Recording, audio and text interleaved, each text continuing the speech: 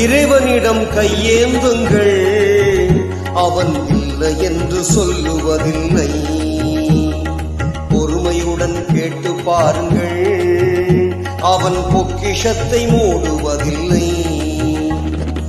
இறைவனிடம் கையேந்துங்கள், அவன் இல்லை என்று சொல்லுவதில்லை.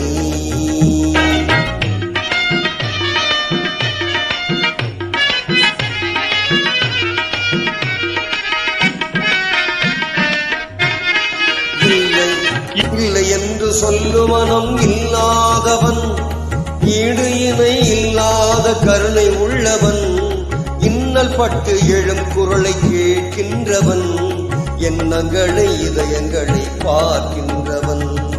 இறைவனிடம் கையேந்துங்கள், அவன்